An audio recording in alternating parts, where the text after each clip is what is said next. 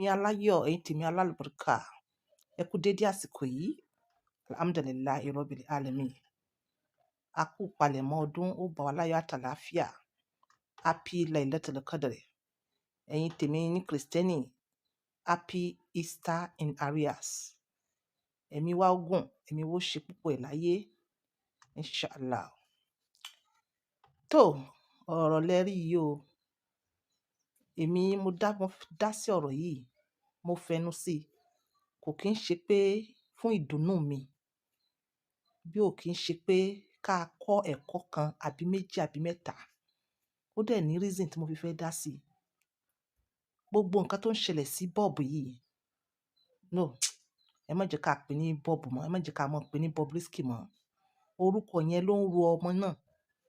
Orúkọ yẹn ló ń ro ọmọ alálùbáríkà. Orúkọ alálùbáríkà ni wọ́n fún. Idrisu Ọlárewájú, Allah Akbar. Idrisu Ọlárewájú Òkúnnẹ́yẹ. Òkúnnẹ́yẹ yẹn ní Abẹ́òkúta, wọ́n è ṣe fámílì olùṣì.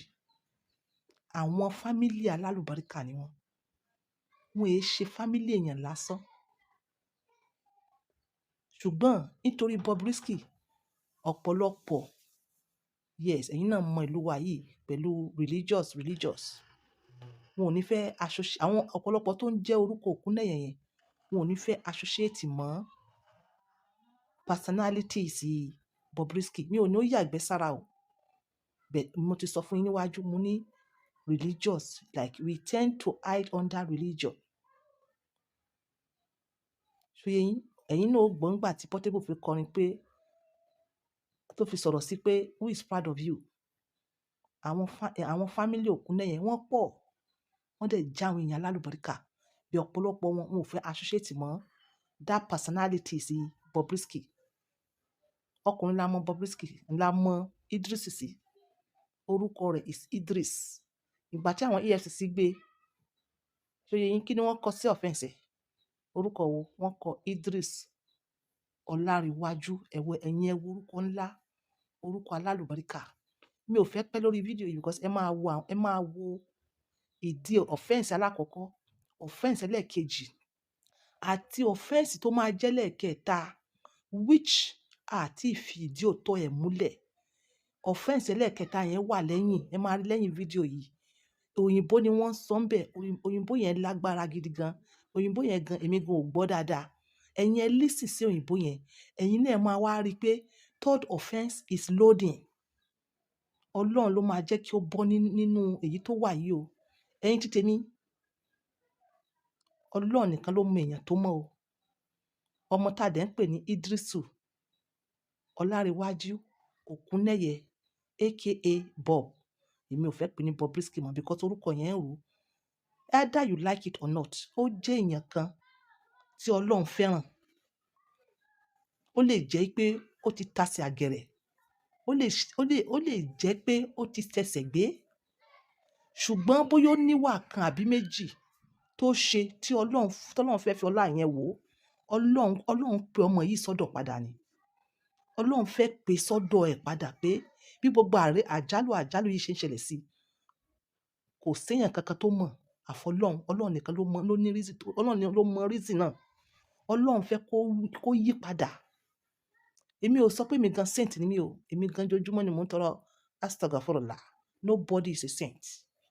Ọlọ́run fẹ́ kó rewind ìgbésí ayé ẹ̀, kó padà wá sí ọ̀dọ̀ òun Ọlọ́run. Because tẹ́ bá mọ Idris yìí láti ìpìlẹ̀, ó jẹ́ ọmọ kan tó gentle, tó dẹ̀ wà humble, tó dẹ̀ ń ṣe generosity ẹ̀ níwọ̀nba tọ́lọ́run kádàrá fún un. Ó jẹ́ pẹ̀lú èyí tó ń ṣẹlẹ̀ sí yìí, ó lè jẹ́ end of the road fún gbogbo àwọn ìwà pálapàla. Ọlọ́run ní kó padà sẹ́yìn, kó wá ṣiṣẹ́ Ọlọ́run o, kó wá ṣiṣẹ́ òun. Àbí báwo ló ṣe máa ṣiṣẹ́ Ọlọ́run ní fọ́ọ̀mù tó tara ẹ̀bọ̀ yẹn? Àwọn ọlọ́pọlọ ni mò ń bá wí o. So Ọlọ́run really pe bọ̀bọ́ náà, Idrisu Ọlárewájú o. Ọlọ́run ló ń pé kó padà wá sọ́dọ̀ òun. Àjálù tó ré báyìí, ó máa bọ́ ńbẹ̀. But Idrisu tó bá bọ́ ńbẹ̀, Ọlọ́run ní ẹ lò because you have a good heart, you are humble person, and you are generous to seek ibi tọ́lọ́run tó gbé on your own limits. O wà generous on your own limits. Ọlọ́run ní ẹ lónìí. Tí o bá wá bọ́ nínú wàhálà yìí, tó bá tó wá lọ tẹsẹ̀ bọ́ again, ó kù ìwọ, ó kù ìwà rẹ, ó kù ẹlẹ́dàá rẹ, ó kùjọ́ àti sùn rẹ. Gbogbo àrélù yìí kedere ni lójú Ọlọ́run. Ó dẹ̀ ní reason tó fi rí bẹ́ẹ̀. Ó yé ọmọ tó ń sunkún, ó yé ìyá ẹ̀ tó ń rẹ̀. Àwọn ọlọ́pọlọ ni mo fẹ́ kí wọ́n bá ń fetí kọ́rọ̀ yìí. Mi ò sọ àwọn tó kàn ń gbọ́rọ̀ lásán. So ìwọ tó pera ẹ ní Bob, torúkọ rẹ̀ ń jẹ́ Idrisu Ọlárewájú Ògúnnẹ̀yẹ, tó bá wù ẹ́ kó gbọ́rọ̀ yìí, tó bá wù ẹ́ kó mọ́ gbọ́, àjálù yìí wàá bọ́m̀bẹ̀. Bẹ́ẹ̀ tó bá bọ́m̀bẹ̀, Ọlọ́run ní ẹ lò. Ọ̀rọ̀ tí mo fẹ́ sọ nìyẹn. So ẹ listen sí fídíò yẹn bó ṣe ṣẹlẹ̀. Alákọ̀ọ́kọ́ tó bẹ̀rẹ̀, bó ṣe bẹ̀rẹ̀, ó náà sọ bí eré ló sọ di òótọ́. Àwọn èèyàn wọ́n wá ti bẹ́ẹ̀ wọ́n lò. Ẹ̀yin ẹ wo offense ẹlẹ́ẹ̀kejì. Offense alákọ̀ọ́kọ́ ẹ̀ òun ni abuse of naira. Offense ẹlẹ́ẹ̀kejì ẹ̀ òun ni money laundry. Offense ẹlẹ́ẹ̀kẹta tí ò tí wá sí limelight is loading. Ọlọ́run mọ̀ jẹ́ kó ṣẹlẹ̀ lórí. Ẹ̀yin ẹ gbọ́ English ńláńlá yẹn. Bó bá ṣe understand ẹ̀ sí àti comment tó bá fẹ́ fún wa, dákun drop ẹ̀ sí under comment box. Yes, I come in peace. This is a point by two using my words for others. Ẹ farabalẹ̀, ẹ wo other videos yẹn. Bye. Harder to survive or to do anything you think you want to do to make sure you're good at what you do. Social media is a very good platform whereby it makes you popular. I wasn't thinking of being the famous bobrisky and this famous babe. Okay, I happened to posted a short video of me dancing on Snapchat, and I got to see many people tagging themselves. Oh my God, you need to go and check Bobrisky's Snapchat. It's fabulous. The way he dances, his makeup, his outfits. Before I know, people kept sending me messages and requests. And I thought, I think it's a very good thing. I'm getting popular. You really have to work harder to survive. I used to use table water to cook. I don't use tap water. I don't use pure water. I use table water to cook. Okay, if you not the gas coming from me. Yeah, so okay, madam, can you come. Have you washed your hand? Okay, so can you taste it? Taste it. Tell them, talk to the camera. It's okay. Married man on my Snapchat. If you want to have a girlfriend, make sure you have a girlfriend that's so beautiful. She knows how to cook. She's rich. I want my boss money. Yeah, it's on my boss money. Okay, so arrange it here.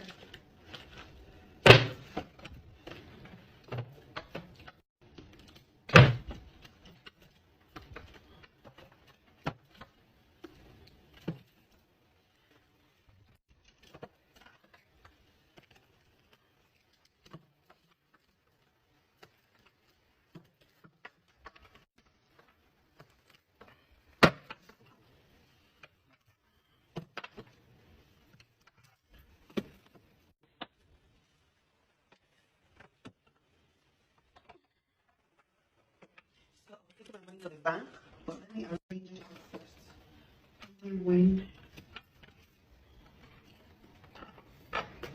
Okay.